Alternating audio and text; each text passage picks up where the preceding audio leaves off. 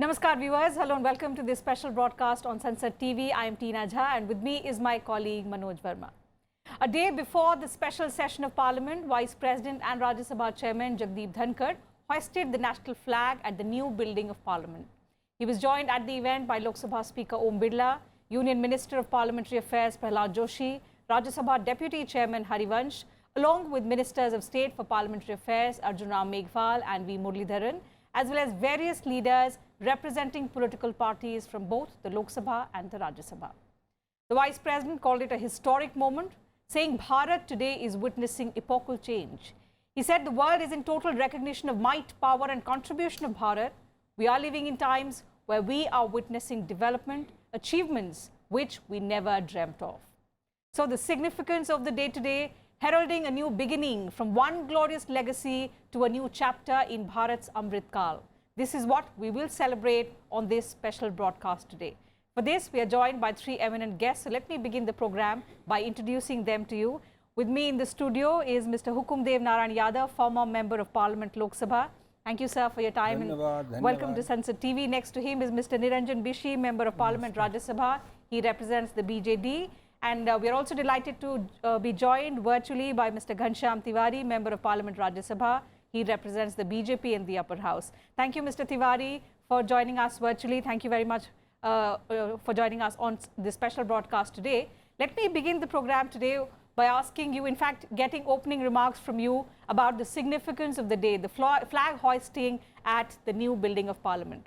संसद की नई भवन बना है, जो संसद का नया भवन है, भारत की प्रभुता का, भारत की संपन्नता का और भारत की सांस्कृतिक प्रभुता का एक प्रतीक है।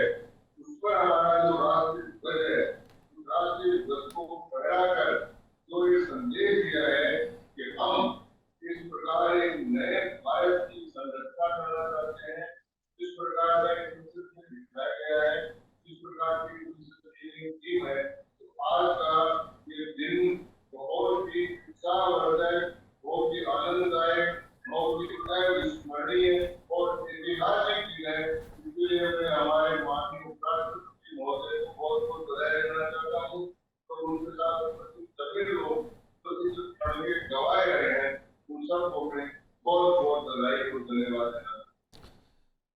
जी बिल्कुल टीना, घनश्याम तिवारी जी, बहुत सही कहा आपने। आज का दिन ऐतिहासिक है, ऐतिहासिक पल है जब भारत अमृत काल मना रहा है और ऐसे में संसद का नया भवन और उस पे देश के उपराष्ट्रपति, राज्यसभा के सभापति जगदीप धनखड़ जी द्वारा ध्वजारोहण करना अपने में एक ऐतिहासिक पल है। हुकुमदेव नारायण यादव जी, आप इस सफ़र को कैसे देखते हैं? क्योंकि आप संसद में लंबे समय तक रहे, आपने भारत की इस लोकतांत्रिक यात्रा को बहुत करीब से देखा है, जिया है उसे। आप कैसे देख रहे हैं इस सफर को? देखिए मनोज जी, मैं गांव का किसान हूं जी। तो आज के तारीख में भारत के करोड़ों गांव, गरीब, किसान, मजदूर, पिछड़े, दलित हैं और जो स्वतंत्रता संग्राम के सेनानी रहे, भूले बिसरे, अनजान, अनामी, जिनका कहीं कोई अता पता नहीं रहा, खोज करके अमृतकाल में निकाला गया, उन सभी के तरफ से मैं माननीय प्रधानमंत्री जी का कोटि कोटि अभिनंदन करता हूं और स्वागत करता हूं। इसलिए कि मैं स्वतंत्रता सेनानी का पुत्र हूं। मेरे पिताजी, उनके 5 चचेरा भाई, 4 उनके भतीजा, मेरे गांव के 2 निषाद मलाह बाप बेटा, 2 भाई बरहई, इतने लोग 9 अगस्त जो क्रांति हुई थी 42 में, उसमें जाके अपने गांव के बगल में रेल पुल तोड़ तार करके फेंक करके सब क्रांति किए थे। मेरे पिताजी बताते थे कि सब 3 ही नारा लगाते थे, वंदे मातरम, भारत माता की जय, महात्मा गांधी की जय। तो उस समय उनका नारा था वंदे मातरम, भारत माता की जय, महात्मा गांधी की जय। और उन्होंने तोड़ा, 4-4 साल की सज़ा हुई, सब संपत्ति बर्बाद हुई। मैं 3 साल का था, मेरी माँ अपने भाई के घर चली गई थी भाग के, वहीं 3 साल तक मेरा पालन पोषण हुआ। तो मेरे पिताजी जैसे और मेरे गांव के 14 लोग गए थे जेल, उनका भी कहीं इतिहास नहीं लिखाया। लेकिन कोई महल वाले थे, बड़े बाप के बेटा थे, उनका पसीना भी बहा तो उनके लिए इतिहास के पन्ने रंग गए। लेकिन जो गरीब थे, पसीना बहाए, संपत्ति बर्बाद हुई, बर्बाद हुए, ज़मीन जब बर्बाद हुई, ऐसे जो गरीब करोड़ों लोग थे उनको कहीं खोजा नहीं गया। अमृत काल में खोजा गया और नया संसद भवन बना। हम लगाते थे भारत माता की जय, और हमको कहा जाता था इंडिया दैट इज भारत। मैं कहूँगा कि अब लिखना होगा Bharat that was called India. That is India नहीं, Bharat that was called India, क्योंकि इंडिया चला गया, अंग्रेज गया, इंडिया चला गया। हम भारत के हैं तो हम तो नारा लगाते थे, गांधी लोहिया की अभिलाषा, चले देश में देसी भाषा, अंग्रेजी में काम न होगा, फिर से देश गुलाम न होगा। अंग्रेज यहाँ से चला गया, अंग्रेजी को भी जाना है। अब एक तरफ पुराना संसद भवन, एक तरफ नया संसद भवन, एक तरफ पार्लियामेंट हाउस, एक तरफ संसद भवन। संसद भवन भारत का है, पार्लियामेंट हाउस इंडिया का है, क्योंकि उसके बनाने वाला आर्किटेक्ट अंग्रेज है। पत्थर लगा हुआ है, उस अंग्रेज का नाम लिखा हुआ है, फलाने अंग्रेज थे आर्किटेक्ट, उसने इसका डिजाइन किया, इतने शुरू हुआ, यहाँ तक बना उसके नींव पर। अब जो नया संसद भवन बना है उस पर लिखा जाएगा, जो नया आर्किटेक्ट है, नए लोग जो श्रमयोगी है, उन सब का नाम लिखा जाएगा। तो नया अध्याय, भारत का नया अध्याय शुरू हो रहा है। ये आपने बड़ी अच्छी बात कही। और मैं एक बात इसमें जोड़ दूं, नया अध्याय शुरू हो रहा है। तो जो अब भारत का संसद है, ये अब बना है, ये 100 साल, 200 साल, 300 साल, 400 साल, जब तक ये चलेगा तब तक ये भारत के आने वाली पीढ़ी को प्रेरणा देगा, आगे जाएगा। और नरेंद्र मोदी जो लाल किला से कहे थे, पर रिफॉर्म, परफॉर्म एंड ट्रांसफॉर्म, तो नया संसद भवन यहीं से यात्रा शुरू करेगा। रिफॉर्म, परफॉर्म एंड ट्रांसफॉर्म, यही इंडिया प्रारंभ होगा। जी। सबसे बड़ी बात यह है मनोज कि ये अपनी आत्मनिर्भरता का एक प्रतीक है। बिल्कुल। प्रधानमंत्री ने जब अमृतकाल की बात कही तो उन्होंने सबसे ज्यादा जोर दिया कि आत्मनिर्भर भारत, ये एक ऐसा संसद भवन है जिसको भारतीयों ने अपने लिए खुद बनाया है। जी बिल्कुल टीना जी, एक बात और प्रधानमंत्री जी ने अपने संबोधन में बार बार कही है कि ये नूतन और पुरातन के सह अस्तित्व का आदर्श उदाहरण है भारत का लोकतंत्र। भारत का लोकतंत्र कैसे 75 वर्षों में आगे बढ़ा, कैसे उसमें मजबूती आई, कैसे उसका आधार हुआ, कैसे आम आदमी को उसके अधिकार मिले, ये मौजूदा संसद से भी हुआ। और आने जो नई संसद का भवन है उससे भी प्रधानमंत्री जी ने कहा कि आने वाला जो भविष्य है वो और पीढ़ियों का बेहतर होगा। नई ऊर्जा, नई उत्साह का संसद भवन से संचार होगा। लेकिन पुराने संसद भवन के गलियारे की दीवारों पर भारत के स्वर्णिम इतिहास से जुड़े चित्र सुशोभित हैं। आइए दिखाते हैं आपको ये रिपोर्ट।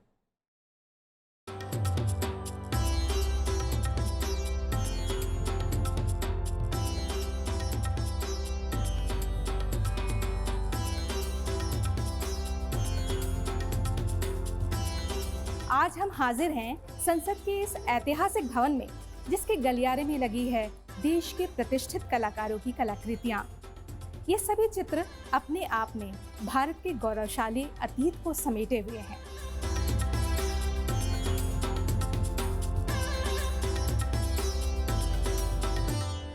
इस चित्र में भगवान बुद्ध को चित्रित किया गया है। इसी प्रकार वैदिक काल के स्वर्णिम इतिहास से लेकर ब्रिटिश काल तक के चित्र यहाँ उपलब्ध हैं।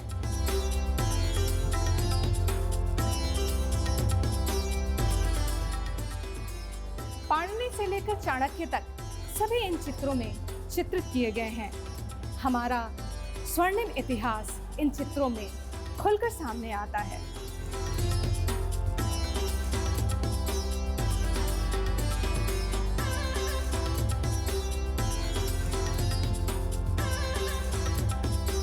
हर बीतता पल इतिहास का हिस्सा हो जाता है। जो आज है उसे कल होना ही है। यह भवन भी अपने आप में अनेक गौरवशाली पलों को, अनेक गौरवशाली इतिहास को समेटे हुए है। यह भी इतिहास का हिस्सा ही है।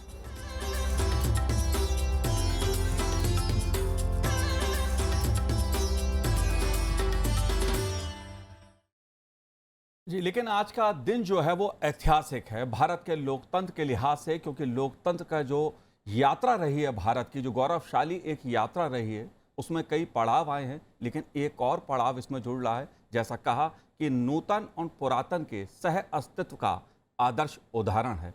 संसद के नए भवन में भारत का राष्ट्रीय ध्वज तिरंगा उपराष्ट्रपति जगदीप धनखड़ जी द्वारा फहराया गया। इस मौके पर केंद्रीय मंत्रिमंडल के मंत्रियों सहित कई राजनीतिक दल के प्रतिनिधि शामिल हुए, सांसद शामिल हुए। संसदीय कार्य मंत्री प्रहलाद जोशी से बातचीत की हमारे संवाददाता सूरज मोहन झा ने। आज संसद भवन के नए परिसर में राष्ट्रीय ध्वज माननीय उपराष्ट्रपति द्वारा फहराया गया, जहां पर लोकसभा अध्यक्ष मौजूद थे। इस समय इस खास मौके पर बात करने के लिए मेरे साथ संसदीय कार्य मंत्री प्रहलाद जोशी मौजूद हैं। सर, इस खास मौके पर आप क्या कहना चाहेंगे? तो ये तो बहुत ही हिस्टोरिकल ओकेजन है। आप सब जानते हो, हम नया संसद सदन के नया बिल्डिंग में जा रहे हैं। उससे पहले राष्ट्रध्वज फहराना हम सबको गर्व की बात है। आज हमारा उपराष्ट्रपति के द्वारा लोकसभा स्पीकर के उपस्थिति में ये राष्ट्रध्वज national flag hoisting, try colour national flag hoisting जो हुआ है, मुझे लगता है इसमें भाग लेना ही एक ऐतिहासिक क्षण है। जब ये बिल्डिंग जो हमारा पुराना बिल्डिंग है, 100 साल पुराना बिल्डिंग है, ये भी 100 साल से ज़्यादा रहेगा। 100 साल तक जब भी नेशनल फ्लैग होइस्टिंग हुआ, कब हुआ था, ये जब पूछा जाएगा, ये टाइम जिक्र करेगा, उस टाइम हम भी थे। ये भी एक इतिहास में बहुत ही इम्पोर्टेंट ओकेजन है। तो एक समृद्ध विरासत से एक उज्जवल भविष्य की ओर जो हमारा सफ़र है निरंजन बिशी जी, उसकी तरफ एक और पड़ाव आज हमने पार कर लिया। ध्वजारोहण हुआ है नए संसद भवन में, और उम्मीद है कि इसी सेशन में आप अब नए भवन में भी बैठेंगे, इसलिए ये स्पेशल सेशन भी है। आज की महत्ता और आगे जो ये 5 दिन का सत्र होने वाला है, उससे किस तरह की अपेक्षाएं? आज सारे भारत के लिए बहुत बड़ा गर्व की दिन है कि आज एक पवित्र तिथि विश्वकर्मा पूजा विश्वकर्मा देव की तिथि है, और इस पुण्य तिथि में आज हमारा भारत के उपराष्ट्रपति जी ने हमारे नया पार्लियामेंट बिल्डिंग में जो राष्ट्रध्वज उत्तोलन किए, ये वास्तविक एक ऐतिहासिक घटना है, क्योंकि parliament is the temple of democracy, और यहाँ हमारा भारत देश की 140 करोड़ लोगों ने उसके न्यू पार्लियामेंट के प्रति उसका आस्था है, विश्वास है, और देश के विकास के लिए जो हमारा न्यू पार्लियामेंट में पुअर के लिए, आदिवासी के लिए, दलित के लिए, महिलाओं के लिए, चासी के लिए, युवक के लिए, सबके लिए ये एक आशा की किरण है ये, और जो कि प्रतीत करता है कि सारा विश्ववासी देखते हैं कि India's determination, unity and integrity with the hour new parliament building. जी बिल्कुल। और घनश्याम तिवारी जी, आप अगर सुन पा रहे हैं मुझे, तो मैं आपसे ये जानना चाहता हूं, क्योंकि ये लोकतंत्र की जो यात्रा है, जाहिर तौर पर भारत का जो लोकतंत्र है, उसकी अपनी एक प्राचीन गौरवशाली गाथा रही है। आज़ादी के बाद जिस तरह से संसदीय लोकतंत्र आगे बढ़ा है और तमाम तरह के विधि विधान के जरिए देश के नागरिकों को इस सदन से बेहतर जीवन की कानून मिले, अधिकार मिले, इस सफर को आप कैसे देखते हैं? इंडिया में भगवान बुद्ध के समय में जिसकी कोलंबी और वैशाली के गणराज्य थे, उन गणराज्यों में गणराज्य के लोकतंत्र के गणराज्य थे, और उनकी हमारे भारत में लगातार उनकी राज सभाएं होती थी, संसद होती थी, उनके सारे काम होते थे। तो वहां से लेकर यहाँ तक का सफर बहुत लंबा सफर है, और उसमें लाइन में बार बार कहते हैं, जय हे जगती के प्रथम राज, विश्व के प्रथम राज की जय हो। वो चिन्ह नहीं, वो पूरा चिन्ह, उपमा भी नहीं, जय हे जय। तो मदर ऑफ डेमोक्रेसी, जो लोकतंत्र की मां है, आत्मा जो भारत है, उसका लगातार काम चलता है। कुछ बीच में संघर्ष का काल आया, जिसे लोग गुलामी का काल कहते हैं, लेकिन गुलामी का नहीं रहता। भारत के संपूर्ण संघर्ष का ये बताता रहा था कि जिसमें हम उन हमलों के बाद बचकर आए और 1947 में भारत आजाद हुआ और हमने संवैधानिक व्यवस्था अपनाकर संवैधानिक लोकतंत्र को स्वीकार किया और उसके प्रतिष्ठा पर पूरे हमारी यात्रा है। जी बिल्कुल, 75 वर्षों में हमने काफ़ी कुछ सीखा भी है। हुकुमदेव जी, आपके पास आना चाहूँगी। आपने कई साल जो है वो संसद भवन में गुजारे हैं और जो अब नया संसद भवन परिसर बनकर तैयार हुआ है, अब प्रधानमंत्री का कहना है कि हमने जो हमारी जो विरासत है उसको हम भूलेंगे नहीं। जो चुनौतियां हमने देखी, जो कई प्रेरणादायक क्षण रहे हैं हमारे पुराने संसद भवन में, उनसे हम सीखेंगे और उसके साथ अब हम आगे बढ़ेंगे। कुछ प्रेरणादायक क्षण जो ऐसे रहे हों, जो कुछ आपको याद पड़ते हो, आप इतने साल इस डेमोक्रेसी ऑफ कहते टेम्पल ऑफ डेमोक्रेसी में आपने गुजारे हैं, तो जो आपको कुछ याद पड़ता हो जो हम आगे भी अपनी फ्यूचर जनरेशन को बता सकते हैं। देखिए, आज 3 खुशी के दिन हैं। एक तो प्रधानमंत्री नरेंद्र मोदी का जन्मदिवस है, दूसरा विश्वकर्मा पूजा है और तीसरा नए भारत का उदय है। तो ये 3 काम एक साथ ही प्रारंभ हुआ है, इसलिए आज का दिन भारत के लोकतांत्रिक इतिहास में एक मील का पत्थर रहेगा, अविस्मरणीय रहेगा, एक ऐतिहासिक क्षण रहेगा। दूसरा कि आज ही के दिन प्रधानमंत्री ने विश्वकर्मा योजना की शुरुआत की है। वो विश्वकर्मा योजना के तहत हिंदुस्तान के जो करोड़ों गांव में फैले हुए लोग हैं, करोड़ों लोग जो अपने शिल्पकार से लकड़ी में, गिट्टी में, मिट्टी में अनेक तरह के कारोबार करने वाले गरीब लोग हैं, उनको विश्वकर्मा की उपाधि दी गई है। विश्वकर्मा का मतलब रचना करना। तो ऐसे जो लोग उपेक्षित थे, उपहासित थे, गुलाम भारत में उपहासित बने, आज़ाद भारत में भी वो उपहासित रहे, उन लोगों को आज ही के दिन प्रधानमंत्री ने सम्मान देते हुए उन्हें एक नया नामकरण किया है कि उन सभी लोगों को नाम दिया है विश्वकर्मा। विश्वकर्मा माने रचना करने वाला। तो ऐसे करोड़ों लोगों को जो सम्मान मिला है, ये भी आज नए संसद भवन के साथ ही वो इतिहास जुड़ेगा। और एक बात और कहूँगा, जो आपने कहा कि एक जिसको कहते हैं बौद्धिक क्रांति, एक है क्रांति सशस्त्र क्रांति, एक है गांधी जी का सत्याग्रह वाला क्रांति, एक है बौद्धिक क्रांति। बौद्धिक क्रांति में ये से अलग होता है। तो हमारे डॉक्टर लोहिया ने कब इस बात को अपने समाजवादी आंदोलन के उनके किताब हैं खंड 1 पृष्ठ 325, जिस पर उन्होंने लिखा है, अब समाजवादियों से कहा था, युवा समाजवादियों को यह प्रतिज्ञा करनी चाहिए कि जब तक जिंदा हैं वे बौद्धिक क्रांति के लक्ष्य को प्राप्त करने में लगे रहेंगे। तो ये जो आपने कहा रूपांतरण, कि प्रधानमंत्री ने कहा कि हम अतीत से ज्ञान लेंगे, अनुभव लेंगे कि हम अतीत में हमसे कहाँ गलती हुई और किन गलतियों के कारण हमारे पूर्वजों को क्या दुष्परिणाम भोगना पड़ा। अब नए भारत में हम वैसी गलतियों का निवारण करेंगे, उसकी पुनरावृत्ति नहीं हो, उसको ऐसा बनाएंगे कि उन गलतियों का फिर हमारे सामने आवे नहीं, हम उन गलतियों से निकलेंगे। और एक बात और कहूँगा, ये पुराने से नए की ओर जाना है, यही तो सनातन है। चिर पुरातन नित्य नूतन, हमें नवीनता की ओर हमेशा बढ़ते जाना है।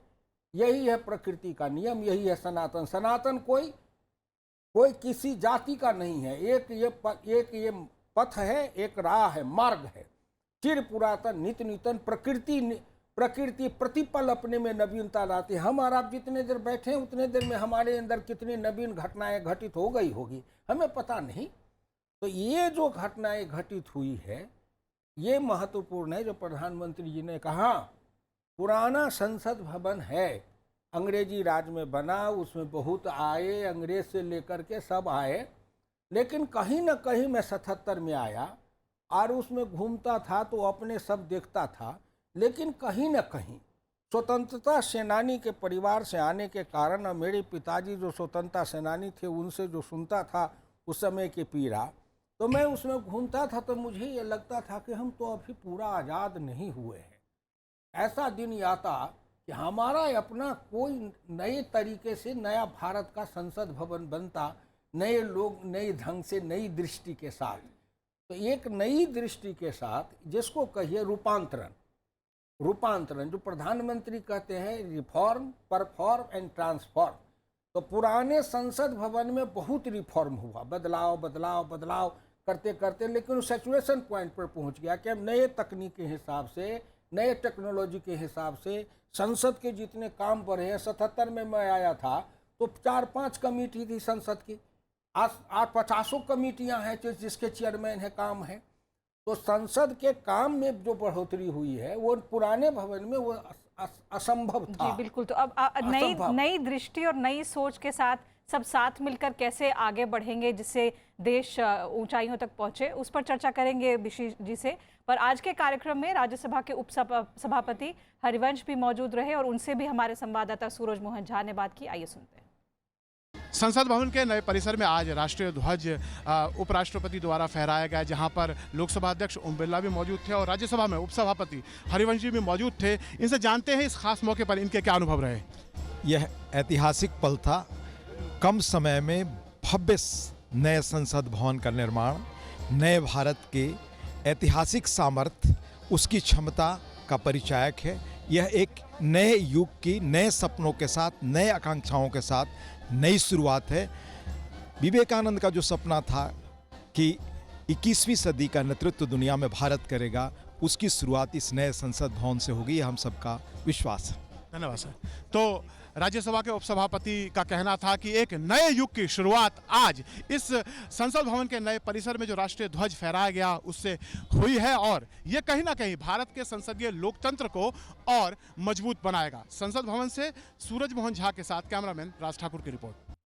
निरंजन बिशी जी, आपके पास आना चाहूंगी क्योंकि अब एक प्रधानमंत्री का जोर इस पर भी है कि may this iconic new parliament building be a cradle of empowerment, igniting dreams, turning them all into reality. इस जर्नी में सबको साथ ही चलना पड़ेगा। G20 में भी प्रधानमंत्री ने कहा कि a broken world can not find solutions to the global problems. Bharat अब जैसे हमने अपने लिए एक लक्ष्य निर्धारित किया है कि विकसित भारत बनना है 2047 तक, सबको साथ मिलकर ही काम करना पड़ेगा। टूटा हुआ देश उन सपनों को साकार नहीं कर पाएगा। क्या नए परिसर में जब हम जाएंगे हम उस तरह की बेहतरी की उम्मीद कर सकते हैं अपने चुने हुए सांसदों से कि जो लोगों ने उनसे अपेक्षाएं की हैं उनको वो पूरा करें? हाँ श्योर। हमारे जो प्रधानमंत्री जी ने जो मिशन विजन देखे हैं कि new technology, new vision, new mission, new idea, new, सब न्यू होगा। और इसीलिए ही आज हमारा जो ट्रेंगुलर शेप है न्यू पार्लियामेंट, तो ट्रेंगुलर शेप में ट्रिकलर आज जो नेशनल फ्लैग होस्टिंग किया इस दिवस में, तो ज़रूर हमारा अभी न्यू पार्लियामेंट में 888 सीट हो गया और लोकसभा के लिए, और राज्यसभा के लिए 384 मेंबर बैठने के लिए सुंदर व्यवस्था है। और जैसे सेंट्रल हॉल था हमारा पुराना पार्लियामेंट में, वो न्यू पार्लियामेंट में अभी 1272 मेंबर्स बैठने के लिए प्रबंध है। तो 2026 तक लगता है कि ये लोकसभा और राज्यसभा का सीट भी बढ़ेगा। ये भी हमारा प्रधानमंत्री जी का जो है मिशन है, विजन है, लगता है सीट भी बढ़ेंगे। और अभी हमारा सारा भारत का 140 करोड़ लोगों के सपना जो है विकास के लिए, और सब देखते हैं कि नया सपना देखते हैं। और इसीलिए जो नया पार्लियामेंट में न्यू टेक्नोलॉजी और जो हमारा बेटर परफॉर्मेंस होगा, पेपरलेस वर्क होगा, और हमारा जो विजुअल है, जो सब इंफॉर्मेशन टेक्नोलॉजी है, साइंस टेक्नोलॉजी है, सब यूज कर सकेंगे हम सब मेंबर्स। और जो कि हमारा परफॉर्मेंस बढ़ेगा सब मेंबर्स का। और जो 140 करोड़ भारतवासी चाहते हैं कि उसका जो प्रॉब्लम है उसको डिबेट, डिस्कशन, डेलिब्रेशन में समाधान होगा। और इतना बड़ा देश का जो अभी आज़ादी के अमृत महोत्सव में एक नया पार्लियामेंट हो गया और आज हमारा उपराष्ट्रपति जी ने उसको राष्ट्रीय ध्वजा उत्तोलन किए। तो ये भारत का विकास का एक एग्जाम्पल हो गया। आज के दिवस पर एक प्रकृति में एक विश्वकर्मा पूजा का दिवस है और जो हमारा देश में ज़्यादातर कंस्ट्रक्शन वर्कर्स है, गांव में 90% कंस्ट्रक्शन वर्कर्स रहते हैं और उसका विकास के लिए और वो विश्वकर्मा ही हमारा नया पार्लियामेंट को भारत का विश्वकर्मा कंस्ट्रक्शन वर्कर्स जो है वो सब इतना सुंदर ढंग से निर्माण किए हैं।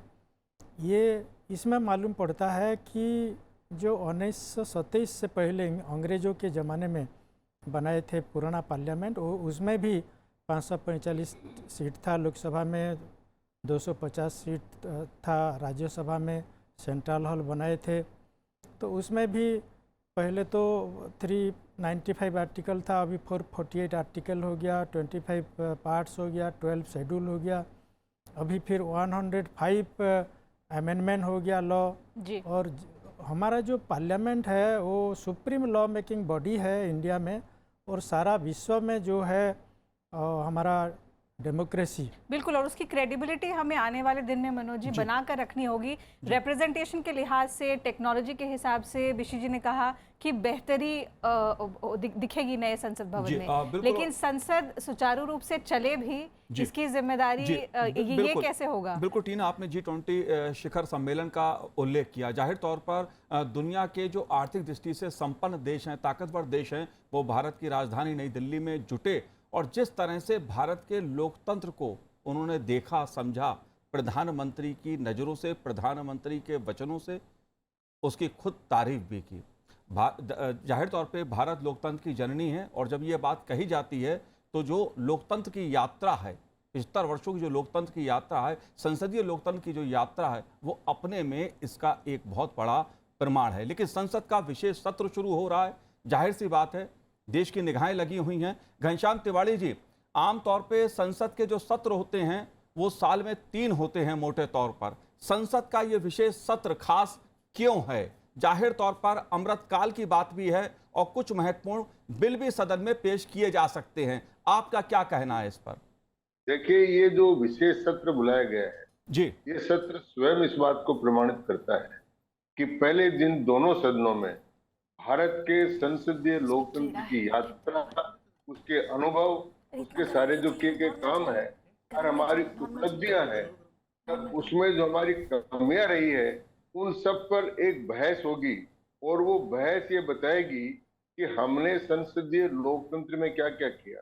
हमने आजादी के साथ साथ जब संविधान को अडॉप्ट किया, जब संविधान सभा बनी थी वो 1946 में बनी थी, उस समय भारत अखंड था, उसमें सभी लोगों का प्रतिनिधित्व था।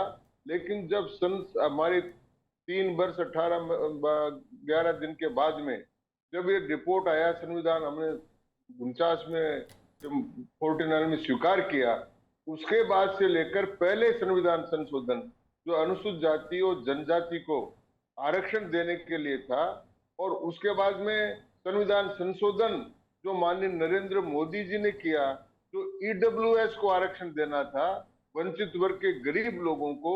ये एक इस प्रकार की कहानी है कि भारत में जो गरीब से गरीब लोग हैं और जो अमीरों में भी जो गरीब लोग हैं, उन सबको करके हमने मानवीयता के साथ, मानवता के साथ सबका विकास और सबका विकास और सबका साथ और सबका प्रयास, इस काम को करने का है। मैं कहना चाहूंगा कि इस लोकतंत्र के इतिहास में एक बहुत बड़ी घटना हुई है जिसने भारत के लोक ने जिसको ठीक किया। 1975 में आपातकाल लगा। मैं लोकतंत्र सेनानी रहा हूं, मैंने आपातकाल को भोगा है, मैंने आपातकाल में मार खाई है, मैं जेल में रहा हूं, मुझे मरा हुआ समझकर डाल दिया गया था। लेकिन जब हम बाहर निकले तो जनता ने हमको हाथों पर उठा लिया और 1977 में वापस लोकतंत्र की स्थापना कर दी।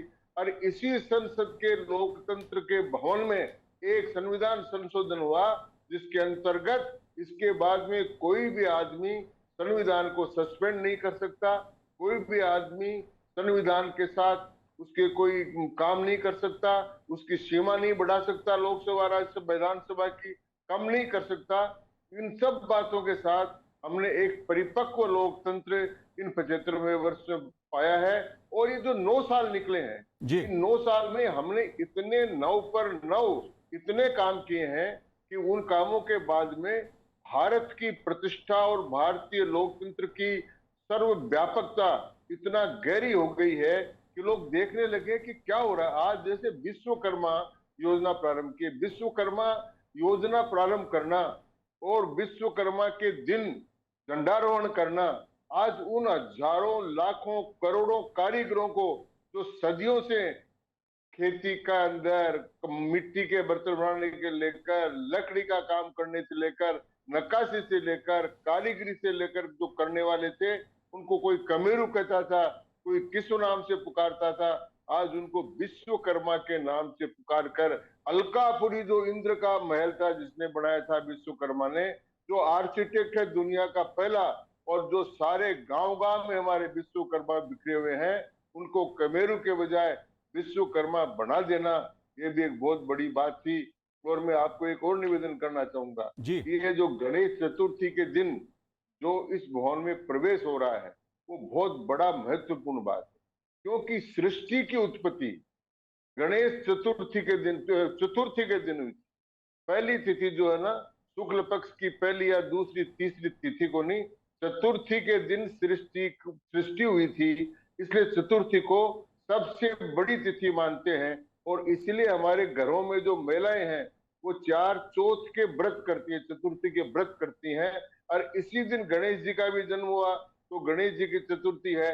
तो सृष्टि के उत्पत्ति और भगवान गणेश के जन्मदिन पर, गणेश चतुर्थी पर नए संसद भवन में प्रवेश करने से हम हमारे लोकतंत्र की नई सृष्टि का प्रागट्य करेंगे, क्योंकि उसमें चोल वंश के राजाओं के द्वारा जो बनाया हुआ सेनेगल था, धर्म ध्वज था, वो भी लोकसभा में प्रतिष्ठित कर दिया गया है। तो एक प्रकार से ये सांस्कृतिक आजादी भारत की, ये भारत आजाद हुआ, लेकिन सांस्कृतिक आजादी का शंखनाद 2-3 कामों से हुआ।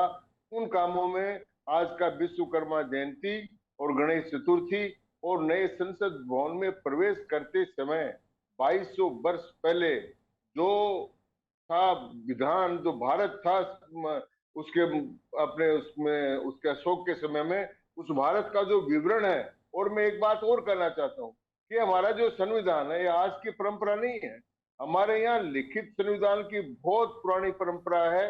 कई लोग हमको विभ्रमित करते हैं कि मनुस्मृति न कोई धार्मिक ग्रंथ है, न कोई सामाजिक ग्रंथ है।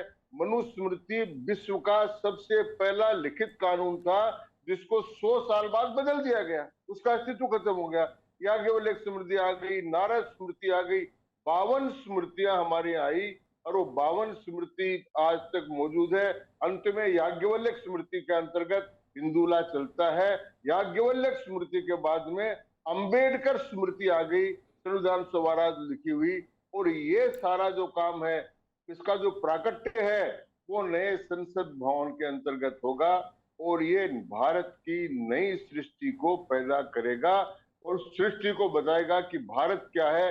इसके लिए मैं कहना चाहता हूं कि एक आदमी, सबको श्रेय है, बढ़ाने वालों को, काम करने वालों को, लेकिन चिंतन और विचार जो श्री नरेंद्र मोदी जी के हैं, मुझे लगता है कि भगवान ने उनको भारत में ये विशेष काम करने के लिए भेजा है। और आज के उनके जन्मदिन पर मैं यही प्रार्थना करता हूँ भगवान से, उनको इतना स्वस्थ और लंबा जीवन दे कि भारत के सांस्कृतिक उत्थान, आर्थिक उत्थान और राजनीतिक उत्थान का प्रतीक यह संसद बने, और हम इसमें काम करें, यही मैं कहना। जी बिल्कुल, इसी सकारात्मक बदलाव को देखते हुए हुकुमदेव जी, शायद पूरे देश भर में एक उम्मीद जगी है कि ये जो नया संसद भवन है, वो 140 करोड़ लोगों के सपनों, उनकी आकांक्षाओं को पूरा करने की ओर एक बड़ा कदम है। अब दिक्कत ये आ रही है कि लोगों की, आम जनता की उम्मीद सांसदों से बहुत ज़्यादा होती है कि आप हमें सर्वोपरि रखेंगे, जो हमारे मुद्दे हैं उनको आप संसद में उस ढंग से रखेंगे जिसके लिए हमने आपको वहाँ बिठाया है। क्या ऐसा किया जाए जिसकी वजह से आने वाले समय में संसद भवन में भी वो एकजुटता दिखे कि मतभेद हो लेकिन मनभेद ना हो, जिसकी वजह से कीमती वक्त बर्बाद ना हो और लोगों की जो आकांक्षाएं हैं उन पर पानी ना फिरे? देखिए, आपने जो प्रश्न उठाया, लोकतंत्र का आधार है संवाद से सहमति, सहमति से समाधान। ये 3 बात सभी को याद रखना चाहिए, चाहे जुडिशियरी हो, कार्यपालिका हो, विधायिका हो। संवाद, सहमति, समाधान। तो जब संवाद का मतलब हम सम स्थिति में होंगे। शंकराचार्य जी का, मंडन मिश्र जी का मेरे मिथिलांचल में शास्त्रार्थ 3-4 महीने तक चला और मंडन मिश्र जी की पत्नी पंच बन के बैठी थी। शंकराचार्य ने कहा कि हमारे आपके शास्त्रार्थ में निर्णय आपकी पत्नी भारती करेगी। अब बताइए, इससे ज़्यादा उत्कृष्ट उदाहरण और आचरण का क्या मिलेगा? और वो 4 महीने तक दोनों शास्त्रार्थ 3-4 महीने तक करते रहे।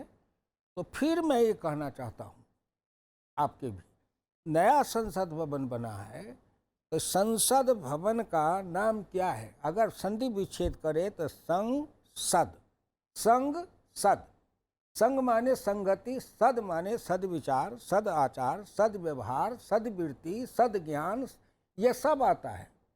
तो अगर ये हमारे पास में जब तक आएगा नहीं तब तक ये संसद भवन रहेगा, लेकिन संग सद, ये संग सद, सद के साथ, सत्य के साथ संगति करना, मंथन करना, विचार मंथन हो, आत्म मंथन हो। और दूसरी बात है कि जब कभी लोकतंत्र में कोई आदमी आवेश में आ जाए, आक्रोश में आ जाए, तैश में आ जाए, जब कोई आदमी अपने सीट पर से खड़ा हो जाए या बाँह चढ़ा ले, वो लोकतंत्र के लायक ही नहीं। अगर मेरा बस चले तो मैं संविधान में संशोधन कर दूं कि ऐसे लोगों को संसद की सदस्यता नहीं रहे, ये लिख दिया जाना चाहिए, ये उनकी अयोग्यता में। हमारे डॉक्टर लोहिया हमेशा हम लोग लड़ने वाले समाजवादी थे, अब पीछे बैठते थे और सबसे कमज़ोर मनीराम बागड़ी थे, जाट थे, उनको नेता बना के आगे बैठाते थे और हमेशा कहते थे देखो अपनी सीट से मत बाहर जाओ, अपने सीट पर उठो, अध्यक्ष जब खड़ा हो जाए तो बैठ जाओ, अध्यक्ष का सम्मान करो। मर्यादा जिसको कहते हैं, एक लोकतंत्र की मर्यादा है। हम उस मर्यादा की रेखा को तोड़ रहे हैं, तोड़ना प्रारंभ कर दिया। क्यों? कि हम विपक्षी नहीं हैं, हम विरोधी भी नहीं हैं। हम कहीं न कहीं ईर्ष्या से, द्वेष से, घृणा से, कहीं न कहीं किसी बात से आज राजनीति प्रभावित हो गई है। तो जब ईर्ष्या होगा, द्वेष होगा, घृणा होगा, तो फिर हम लोकतंत्र के लायक रहेंगे कहाँ? हम लोकतंत्र में विपक्षी हैं लेकिन हम दुश्मन नहीं हैं। डॉक्टर लोहिया हम लोगों को कहते थे संसद के अंदर लड़ो, लेकिन संसद के बाहर अपने विपक्षी के साथ भी बैठ करके चाय पान करो, उनको अपने मित्र समझो, और यदि कभी निजी तौर पर उन पर संकट हो तो सबसे पहले अपने विरोधी के भी संकट में सहायक बन जाओ। ये है लोकतंत्र की मर्यादा जी। लेकिन जहाँ लोकतंत्र कोई घृणा हो, मुझे आपके प्रति घृणा हो, आग्रह हो, दुराग्रह हो, पूर्वाग्रह हो, अनुग्रह हो किसी तरह से, और हम मान ले कि मनोज जी चाहे आप किसी लायक हो ही नहीं, तो इस बीमारी का क्या इलाज है? इसको मैं कहूँगा कि उनको आयुर्वेद शास्त्र के मुताबिक इसको कहते हैं उन्माद। तो जिसको उन्माद होता है, उन्माद माने पद का उन्माद, वंश का उन्माद, जाति का उन्माद, धन का उन्माद, ये जो उन्मादी लोग जो आ गए हैं राजनीति में और उनके पीछे जो कुछ हल्लाबाज लग गए हैं उन्मादी लोगों को, तो उन्मादी के साथ चलेगा, सब उन्मादी होगा। तो नए संसद भवन में 2 रास्ता, एक लोकतंत्र का संयम से, संयम के साथ, अनुशासन के साथ, विवेक के साथ लोक शास्त्रार्थ करे, बहस करे। आप अपनी राह बताइए, मैं अपनी राह बताऊंगा। चुनना जनता के हाथ में है। अगर आप इजाज़त दें तो मैं 2-4 लाइन पढ़ के बताता हूँ। डॉक्टर लोहिया ने 1956 में लेख लिखा था, खंड 1 377, भारत की जनता के बारे में उन्होंने कहा है कि भारत की जनता को ईमानदारी की ऊर्जा वाली ऐसी पार्टी की जरूरत है। उस समय कह रहे हैं शुरू में वह अकेला पड़ सकती है, खासकर जब बाकी सभी पार्टियां एक मत और पक्षपात की ओर जा चुकी है, तब उसको हिम्मत से अकेलेपन का सामना करना चाहिए। यह अवसर भी होगा अगर वे साहसिक प्रयास के शुरुआती खतरों को पार कर गए तो भारतीय जनता की मौलिक क्षमता का चमत्कार देखने का अवसर मिलेगा। जो डॉक्टर लोहिया ने 56 में कहा था जी। आज भारत की जनता के मौलिक चमत्कार जो है वो देखने को मिल रहा है। क्या चमत्कार जनता कर रही है? जो पढ़े लिखे विद्वान हैं वो बैठ करके अपने जो भी गणना कर ले लिख ले, लेकिन भारत की जनता एक ही बात कहती है, तुम्हारा खाता न बही।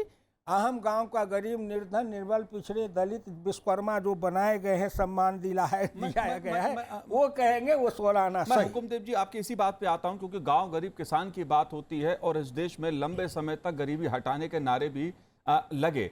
निरंजन जी, ये बात मैं आपसे समझना चाहता हूं। जाहिर तौर पर तमाम ऐसे मुद्दे हैं, अगर हम अमृतकाल की बात कर रहे हैं, देश ने बहुत उपलब्धियां हासिल की हैं, ऐसा नहीं है 75 सालों में, लेकिन कई चुनौतियां भी हैं। एक चुनौती की तरफ इशारा घनश्याम तिवारी जी ने किया, जिसको उन्होंने भोगा, वो आपातकाल का दौर था, सहा उन्होंने।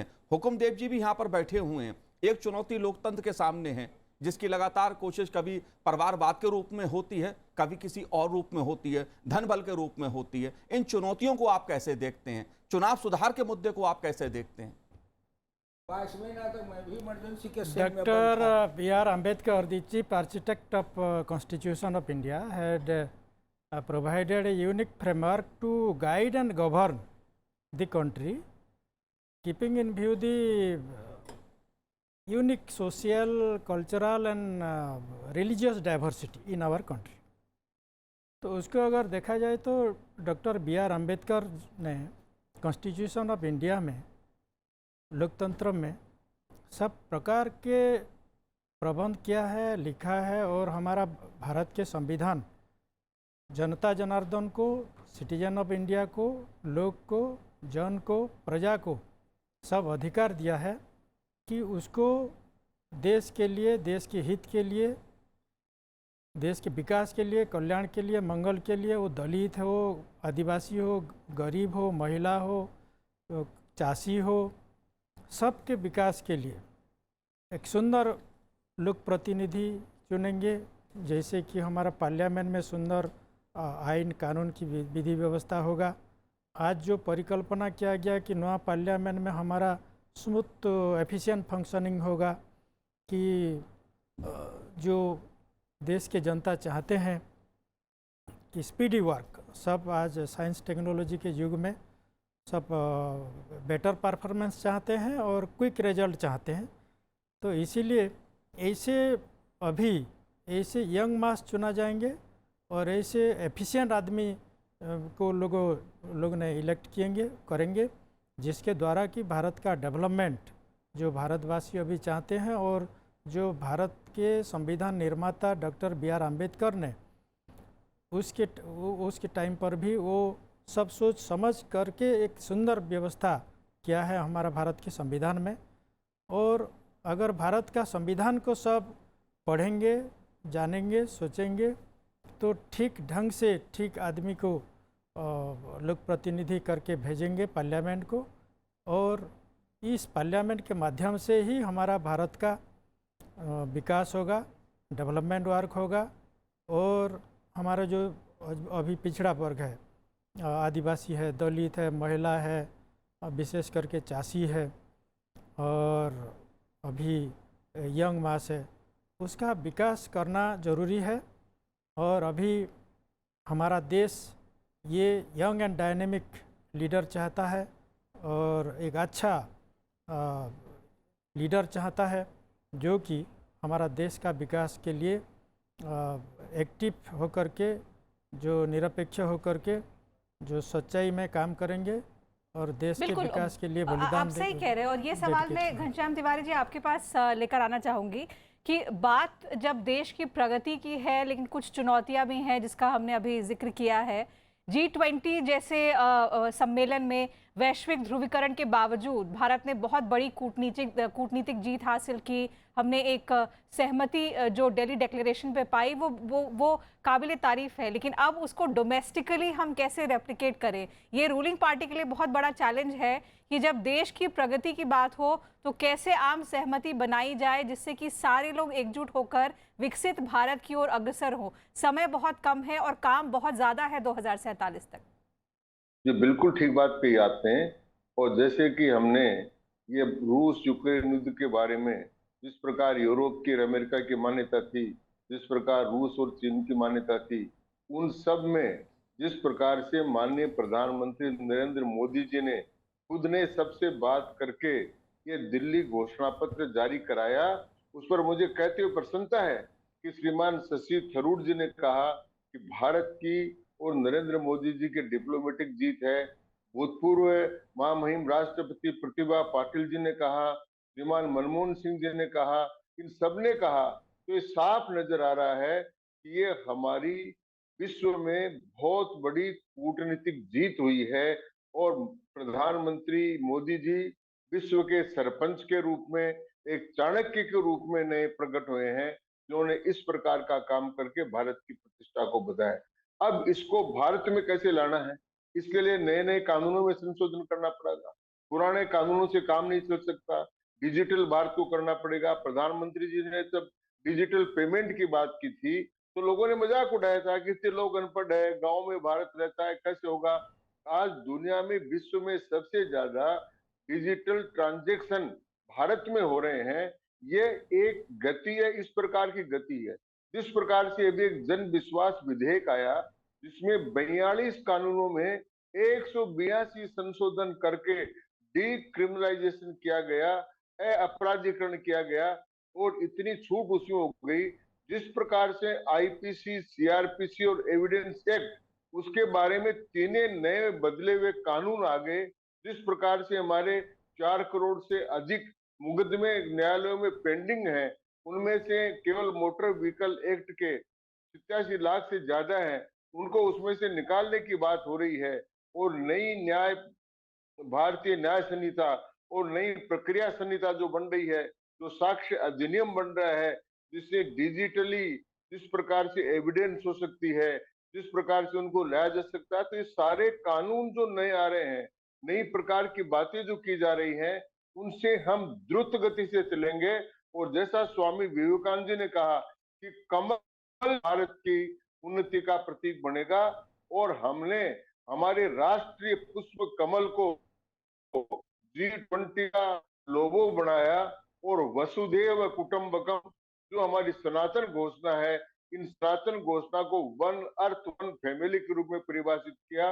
उसको हम यहाँ भी, इसके लिए आवश्यकता है सहनशीलता की और स्वीकार करने की। अब कुछ लोग इस बात को स्वीकार नहीं कर रहे हैं कि भाई नरेंद्र मोदी जी तो एक चाय बेचने वाले घर में पैदा हुए, ये भारत का प्रधानमंत्री कैसे बन गया। मैं कहता हूँ ये गौरव की बात है, हमको इसको स्वीकार करना चाहिए कि हमारे गौरव की बात है। इसको स्वीकार नहीं कर पाना, ये अपच हो जाना, इससे सहमति नहीं बनती। ये हमारा ठेका है, हमने टेंडर ले लिया। ये जो ठेकेदारी की प्रथा है उसको छोड़कर जब हम स्वीकार्यता की भूमिका में आ जाएंगे, और लोकतंत्र में और विशेषकर संसदीय लोकतंत्र में स्वीकार्यता बहुत बड़ी चीज है। जनता जिसको स्वीकार करती है उसको हम भी जनमन से स्वीकार करें, और स्वीकार कर साथ काम करें। हमारे पार्लियामेंट्री सिस्टम ऑफ डेमोक्रेसी में बहुत से स्तंभ है, हमारी स्टैंडिंग कमेटियां हैं, हमारे यहाँ जेपीसी का गठन होता है, चर्चा कर पर उसके बाद में आते हैं, और हमने बहुत से ऐसे बिल पास किए हैं जो हमने पास किए हैं। तो वो सब है, हमने चीन के खिलाफ एक संयुक्त प्रस्ताव पास किया, हमने पाकिस्तान और कश्मीर के लिए प्रस्ताव पास किया हमारी संसद ने कि 1-1 इंच कश्मीर की भूमि हमारी है और हम लेकर रहेंगे। तो इस प्रकार की स्वीकार्यता बढ़ाने की, और मैं एक उदाहरण देना चाहूँ अटल बिहारी वाजपेयी जी का, जब एक वोट से उनकी सरकार गिरने वाली जी बिल्कुल। गिरिधर गोमांगो जो उड़ीसा के मुख्यमंत्री थे, वो वोट देने के जी लिए आ गए घनश्याम जी, थे। आपसे घनश्याम जी मैं आपसे और भी चीजें समझने की कोशिश करूंगा, लेकिन निरंजन जी मेरा आपसे ये सवाल है कि संसद का विशेष सत्र शुरू होने वाला है, 18 से 22 तक चलेगा, 5 बैठकें होंगी। कौन कौन से मुद्दों पर या कौन कौन से ऐसे बिल हैं जिन पे आप चर्चा की उम्मीद कर रहे हैं? किस तरह से सदन की इस बार कार्रवाई रहेगी? क्योंकि संसद का विशेष सत्र आमतौर पर जब कुछ खास होता है तभी बुलाया जाता है। ये संसद में हमारा जो है एडवोकेट्स अमेंडमेंट बिल है 2023, उसके बाद पोस्ट ऑफिस बिल 2023 होगा, उसके बाद press and registration of periodical bill होगा, और उसके बाद chief election commission and other chief election commissioner appointment service matter में उसका बिल है 2023।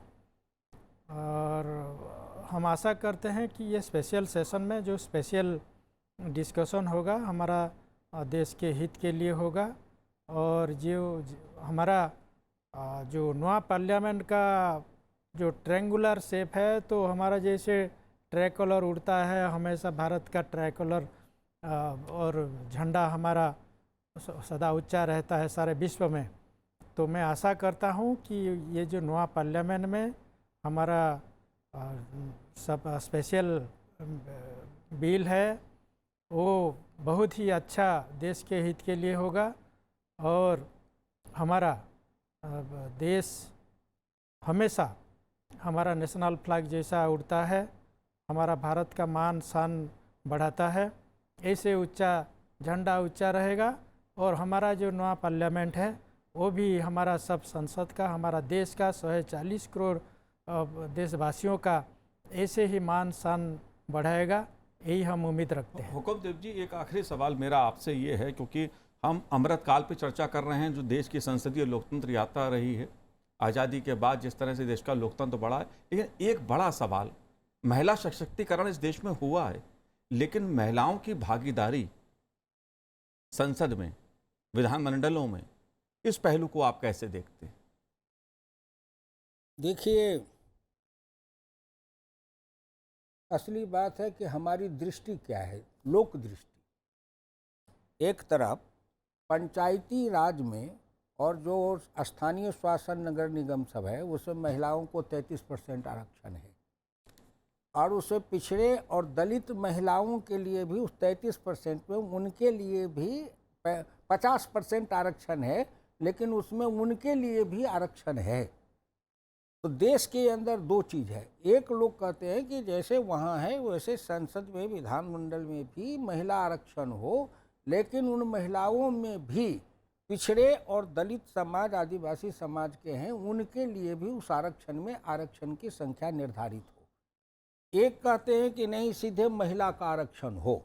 ये दो विचार का है, सामाजिक बात है, सामाजिक इसको ऐसे हंस के नहीं लोग हटा सकते हैं, हंस के नहीं हटा सकते। आज ही देखिए मनोज जी, जो विश्वकर्मा योजना है, अगर इस विश्वकर्मा योजना में देखिए तो हिंदुस्तान के 95-98% पिछड़े हैं, दलित हैं और मुसलमानों में पासमानदा है। ये 95% उन्हीं लोगों को इसका लाभ मिलेगा, और मंडल कमीशन में इसकी सिफारिश हुई थी कि इन लोगों को राज्य के तरफ से विशेष सुविधा मिलनी चाहिए। आज अगर उनको दे रहे हैं तो उसमें कारीगर सब हैं, लेकिन जन्म के आधार पर, भारतवर्ष में जन्म के आधार पर, काम के आधार पर जन्म को निर्धारित कर दिया गया था, यहाँ पर व्यवधान है। तो आज जो विश्वकर्मा योजना से उन विश्वकर्माओं को लाभ मिलेगा जो जन्म के काम के कारण, जन्म के आधार पर छोटे करार दिए गए थे, उनको सम्मानित करने का काम मिलेगा। और ये 2 बरस, 3 बरस, 5 बरस लंबे समय में समय लगेगा। लेकिन आपने जो कहा महिला सशक्तिकरण हो, लेकिन देश के तमाम लोगों से, दिल्ली में है, मेट्रोपॉलिटन है, पढ़े लिखे विद्वान है, और आता रहता है कि महिला बन गई है कारपोरेटर, अब महिला बन गई है, और उसके बदले उसके पति जाकर के बैठ जाते हैं काम करने। हमारे बिहार में मुखिया बनती है, नाम पर गया है एमपी माने मुखिया पति, एसपी माने सरपंच पति, वाईपी माने वार्ड पति।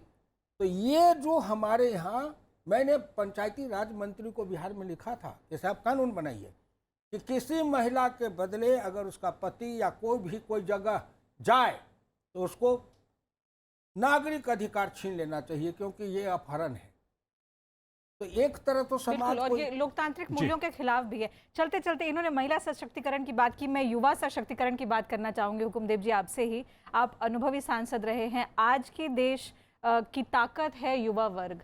India is the youngest population today, youth population जो है भारत में। अब इस ताकत को ही देश में वो बदलाव लाना होगा जिसका आज हम सपना देख रहे हैं, जो नरेंद्र मोदी जी कह रहे हैं कि विकसित भारत, वो युवा वर्ग को ही करना होगा। युवा सांसदों को भारी संख्या में चुनकर आना होगा और देश का प्रतिनिधित्व करना होगा। ऐसे में आप इतने अनुभवी सांसद रहे हैं, क्या ऐसा मंत्र आप युवा सांसदों को देना चाहते हैं, या ऐसा क्या अनुभव उनके साथ साझा करना चाहते हैं जिससे कि भारत के हर नागरिक का जो आज सपना है वो साकार हो सके? देखिए, मैं जिस समय राजनीति में आया था 1960 में, मेरी अवस्था उस समय 19 साल की थी। अब 19 बरस से मैं संघर्ष करना शुरू किया। आपने बहुत अच्छा प्रश्न पूछा। मैंने, जैसे आपने कहा था ना कि डॉक्टर लोहिया ने कहा था कि युवाओं को चाहिए कि बौद्धिक क्रांति के लक्ष्य को प्राप्त करने में लगे रहेंगे। एक बौद्धिक क्रांति हुआ, उनका बौद्धिक क्रांति माने हुआ नए नए खोज, अनुसंधान, अन्वेषण, ये नई खोज में चले वो बौद्धिक क्रांति कि हम हर चीज को ऐसा बदले जो लोकतांत्रिक हो, कम पूंजी, कम खेती, कम से हम आगे बढ़े। दूसरी बात कि आज के युग में मैं सभी युवाओं से हाथ जोड़ के प्रार्थना करूंगा कि हमसे जब पूछते हैं आप युवा के लिए, तो दो ही रास्ता है, एक राम का रास्ता था, एक कृष्ण का रास्ता है। राम का रास्ता है तो देशी परदेशी से युद्ध है, और कृष्ण का रास्ता है अपने के खिलाफ। ऐसा युवा बना था कृष्ण, सबसे पहले अन्यायी अपने मामा कंस का वध किया था, तब भरी सभा में, विश्व की सभा में अपने मौसेरा भाई शिशुपाल का वध किया था, फिर उसके आगे अपने मामा कंस के ससुर जरासंध का वध किया था। तो कृष्ण का एक रास्ता है, चाहे कोई अपना हो पराया हो, कोई हो चिंता मत करो, तुम्हारा सगा हो, संबंधी हो, जात का हो, अगर देशद्रोही है, राष्ट्रद्रोही है, राष्ट्र का विरोधी है, तो उसके साथ लड़ने में सीना तान के लड़ो, और वैसे अपनी अंदर की शक्तियों को भी परास्त करके, और तब एक तुम्हारे सामने होना चाहिए, एक तरफ है राष्ट्र धर्म, दूसरे तरफ है व्यक्ति और परिवार धर्म।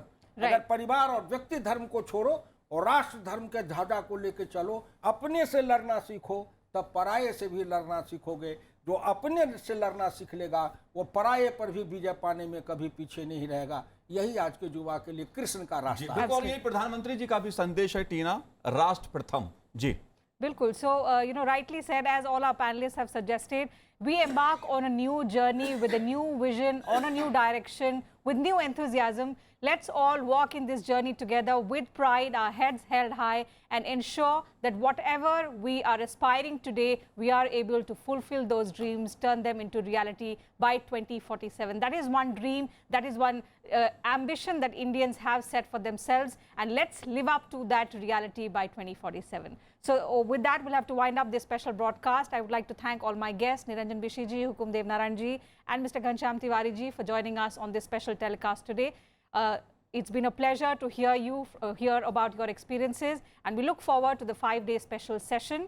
That's it from us on this special broadcast. Thank you very much to you viewers also for your time. धन्यवाद।